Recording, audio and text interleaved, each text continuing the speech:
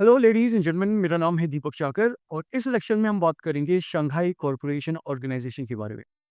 Shanghai corporation organisation एक grouping है जिसमें हमारे पास 10 देश आते हैं। ये 10 देश हमारे पास हैं: Russia, Belarus, Kazakhstan, Kyrgyzstan, Tajikistan, China, Pakistan, India, Uzbekistan and Iran. तो ये जो 10 देश हैं, इन 10 देशों का जो ग्रुप है वो हमारे पास है शंघाई कॉरपोरेशन ऑर्गेनाइजेशन। नाउ बात करें शंघाई कॉरपोरेशन ऑर्गेनाइजेशन की हिस्ट्री के बारे में, तो साल था 1996, जब हमारे पास एक ग्रुपिंग था 5 देशों का जिनको कहा गया Shanghai 5। Now China, Russia, Tajikistan, Kazakhstan and Kyrgyzstan, ये 5 देश थे जिनको कहा गया कलेक्टिवली शंघाई 5।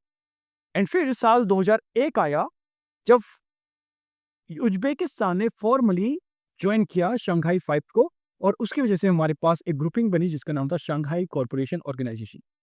तो फॉर्मल जो फाउंडेशन था शंघाई कॉर्पोरेशन ऑर्गेनाइजेशन का, वो था साल 2001 में। नाउ इसके मेंबर्स ऑलरेडी हम देख चुके हैं कि ये 10 इस पर्टिकुलर ग्रुपिंग के मेंबर्स हैं। एंड जब हम बात करते हैं इसके ऑब्जर्वर पार्टनर्स की या इसके डायलॉग पार्टनर्स की, तो Afghanistan, Mongolia, Sri Lanka, Turkey, Egypt, ये कुछ कंट्रीज हैं जो ऑब्जर्वर या डायलॉग पार्टनर्स का स्टेटस रखते हैं इस पर्टिकुलर ग्रुपिंग में। इन सब के अलावा शंघाई कॉर्पोरेशन ऑर्गेनाइजेशन की हमारे पास दो इंपॉर्टेंट लैंग्वेजेस हैं जो ये फॉलो करते हैं। एक है चाइनीज और दूसरा हमारे पास है रशियन। बात की जाए हेडक्वार्टर्स के बारे में, तो एससीओ का जो हेडक्वार्टर है या उसका जो सेक्रेटेरिएट है वो आपको मिलेगा बीजिंग, चाइना में। और प्लस एक और पार्ट है इस पर्टिकुलर ग्रुपिंग का जो कि है rex, regional anti terrorism structure. ये जो आरईटीएस है, इसका जो हेडक्वार्टर है वो है ताशकेंट में, उज्बेकिस्तान। नाउ जो रेड्स है, इसका जो मेन ऑब्जेक्टिव है या जो उसका मेन फंक्शन है वो है काउंटर टेररिज्म को लेके। तो एससीओ के बारे में बात करें कि इसका फोकस एरिया क्या है, तो एक तो है रीजनल सिक्योरिटी, दूसरा है काउंटर टेररिज्म। और काउंटर टेररिज्म को मेन संभालने वाली जो हमारे पास बॉडी है वो है रेक्स, जिसका हेडक्वार्टर हमारे पास का है ताशकंद में। फिर हमारे पास जो और चीजें हैं जिस पे फोकस, जो कि फोकस एरिया है एससीओ का, वो है trade, energy, connectivity and culture. अब बात करें कंट्रीज के बारे में, तो हम ऑलरेडी जान चुके हैं कि हमारे पास शंघाई 5 कंट्रीज थे 2001 तक। और फिर 2001 में उज्बेकिस्तान ने जब ज्वाइन किया तो हमारे पास फॉर्मली एससीओ बना। फिर साल था 2017, जब रशिया चाहता था कि इंडिया भी एससीओ का पार्ट बने, लेकिन साथ ही साथ चाइना भी चाहता था कि अगर अगर इंडिया एससीओ का पार्ट बन सकता है तो साथ ही साथ पाकिस्तान को भी एससीओ का पार्ट बनना चाहिए। और इसीलिए इंडिया एंड पाकिस्तान 2017 में एससीओ का पार्ट बने। फिर साल आया 2023। साल 2023 वो साल था जब इंडिया ने एससीओ का समिट होस्ट किया। बट इस टाइम इंडिया ने इसको फिजिकली होस्ट नहीं किया बल्कि इसको वर्चुअली होस्ट किया। द रीजन वाज कि इंडिया ने जो दिया वो था कि कोरोना वायरस अभी भी चल रहा है, and that is why we are conducting this particular session, SCO event, virtually.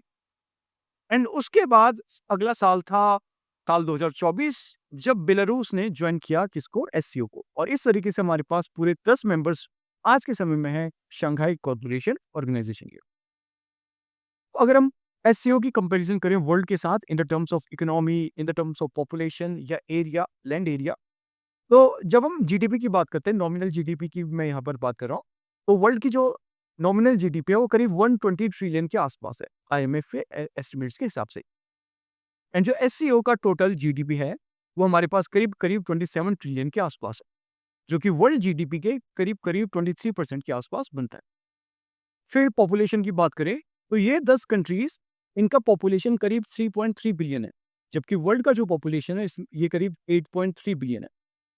और इंडिया एंड चाइना जैसी ह्यूमंगस कंट्रीज जो जिनका पॉपुलेशन साइज बहुत ज़्यादा बड़ा है, क्योंकि वो भी इस पर्टिकुलर ग्रुपिंग का पार्ट है, इसीलिए जो एससीओ का शेयर है वर्ल्ड पॉपुलेशन में वो करीब करीब 40% के आसपास है।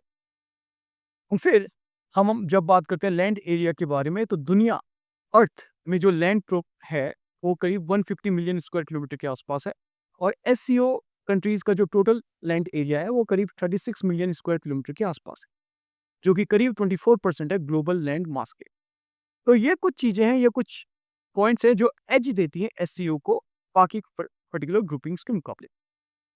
इन सब के अलावा एक और फैक्चुअल चीज कि China, India, Russia, Pakistan, Iran और बाकी कुछ और मेंबर्स जो एससीओ के हैं, ये करीब-करीब, अगर हम देखें, हर 5 आदमी जो अर्थ में है, उनमें से 2 आदमी आपको कहाँ से मिलेंगे? सीओ ग्रुपिंग से मिलेंगे। अब फिलहाल बात करें इस साल का समिट एससीओ का, जो कि तियानजिन चाइना में हुआ था। तो ये बहुत ज़्यादा न्यूज़ में रहा। कारण था कि यूएसए की तरफ से बहुत ज़्यादा टैरिफ्स लगे और उसकी वजह से इंडिया को मजबूर होना पड़ा कि वो अपने एशियन दोस्तों के साथ, जिनके साथ कुछ के साथ उनके रिलेशन सही नहीं है, उसको देखें, मेनली चाइना। तो एससीओ समिट 2025 ये हमारे पास जहाँ हुआ वो था तियानजिन चाइना में, और इसको करीब-करीब पूरी की पूरी जो दुनिया में मीडिया, वर्ल्ड मीडिया, उन्होंने इसको कवरेज दिया।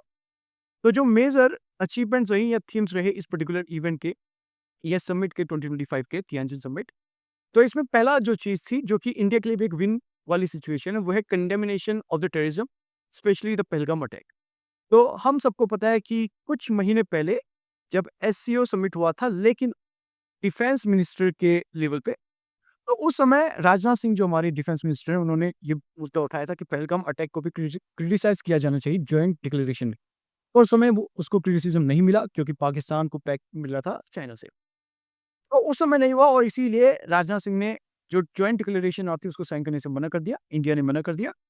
लेकिन इस बार चाइना ने पूरी कोशिश की कि जो एससीओ का जॉइंट डिक्लेरेशन आए एट द हेड लेवल, उसको कहीं से भी कोई चैलेंज फेस ना करना पड़े, और इसीलिए इस बार पहलगाम अटैक को एससीओ जो कंट्रीज़ हैं, उन्होंने क्रिटिसाइज़ किया और कंडेम किया।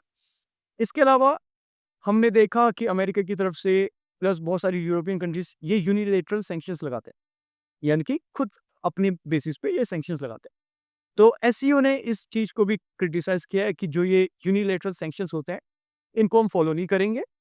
एंड इन सब के अलावा जो अगला थीम रहा वो रहा कि हम जो रीजनल कोऑपरेशन है प्लस कनेक्टिविटी है उसको क्या करेंगे, स्ट्रेंथन करेंगे। नाउ यहाँ पर आपके पास 3 समिट्स अवेलेबल हैं, जैसे कि 2022 का जो समिट हुआ था एससीओ का, वो हमारे पास समरकंद उज़्बेकिस्तान में हुआ था। फिर साल 2023 आया जब समिट इंडिया में हुआ, और फिर साल आया 2024 जब समिट हमारे पास अस्ताना, जो कि कैपिटल है कजाकिस्तान की, वहाँ पर हुआ। ध्यान देने वाली बात यह है कि 2023 में जो समिट हुआ था इंडिया में, वो वर्चुअली था। The reason that was given by India was कि अभी भी हमारे पास कोविड-19 चल रहा है। नाउ एससीओ की स्ट्रेटेजिक रेलेवेंस की हम बात करें इंडिया के पर्सपेक्टिव से, पहली जो चीज़ है वो है सिक्योरिटी।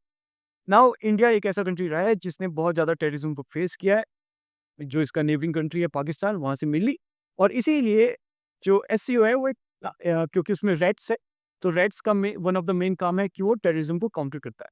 तो इंडिया ने कोशिश की है कि जो ये डबल स्टैंडर्ड है टेररिज्म में, गुड टेररिज्म, बैड टेररिज्म, इसको अ, टोटल सेपरेट किया जाए, ऐसा नहीं होना चाहिए।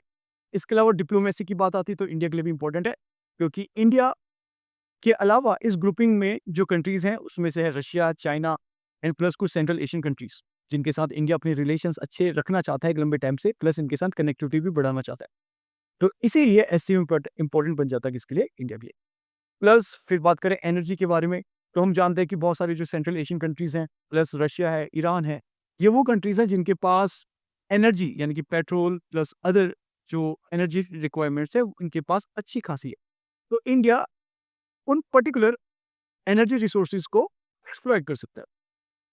इन सब के अलावा जियोपॉलिटिक्स भी इम्पोर्टेंट है, क्योंकि हमें इंडिया को बैलेंस करके चलना है, वेस्ट को भी और ईस्ट को भी। तो इसीलिए एससीओ एक बैलेंसिंग एज देता है किसको? इंडिया को। सो ये कुछ बातें थी एससीओ के बारे में। I hope you found this video informative. Thank you very much for watching. जय हिंद, जय भारत।